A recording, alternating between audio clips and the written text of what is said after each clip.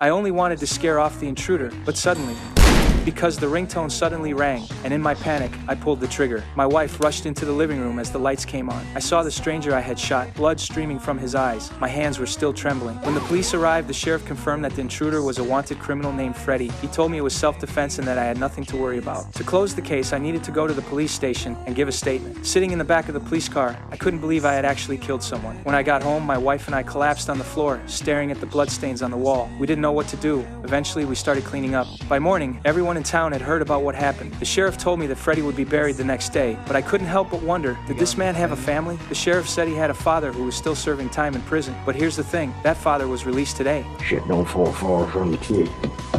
From that day on, I began to feel uneasy. I was worried about retaliation from this criminal's father. I replaced all the doors with heavy-duty locks, but after receiving a call from an unknown number, I became extremely anxious. There was no sound on the other end. I was certain it was the dead man's father. Out of fear, I didn't sleep that night and sat in the living room on high alert the entire time. The next morning, I decided to go to the cemetery to see Freddy's grave, but when I was sitting in my car, an old man suddenly appeared at the window. Quiet and peaceful, isn't it? Come to watch the shit go in the hole. I knew he was Freddy's father, just released from prison. What he said next terrified me even more. Oh, that was a nice picture of your family in the paper. Your boy.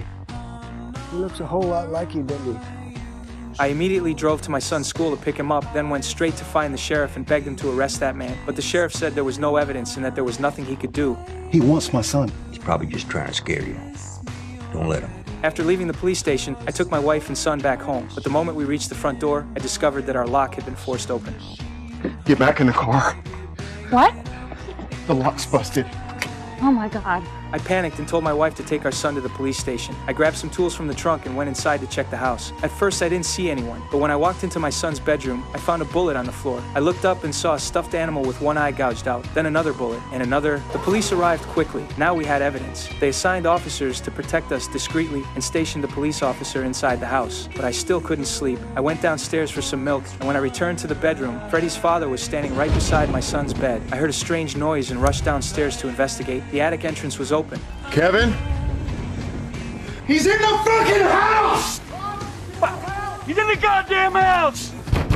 Jordan! Move! Go! Go! I threw all my weight against my son's bedroom door. The old man had already escaped through the window, but because of the heavy rain, the police couldn't find any trace of him when they searched outside. The next morning, the sheriff called me and said they had caught the old man and were about to send him to prison. I finally felt relieved, thinking the danger had passed. I headed to the police station in high spirits, but after finishing my statement, I noticed a wanted poster on the wall. When I saw Freddy's name, I walked closer to get a better look. To my shock, this Freddy was not the man I had killed that night. I showed the poster to the sheriff and asked him what was going on, but he insisted that this was the man I had killed. That is not the guy. Saying that I was probably under too much stress and my memory had become fuzzy. Before I could get a clear explanation, he threw me out of the police station, but I knew I hadn't misremembered. That night I went back to the police station to ask more questions. That's when I saw the sheriff and his officers loading the old man into a car. Instead, the sheriff told me they had already taken him there. After thinking it through carefully, I got in my car and followed them. They drove to a place near some railroad tracks. The sheriff injected the old man with a sedative and then placed him on the tracks. They even staged the scene to make it look like he was drunk. Watching all of this, I was completely shocked. If I hadn't actually killed Freddy, why would they frame me? Why would they want to eliminate Freddy's father? Before I could figure out what was happening, I heard the sound of a train approaching.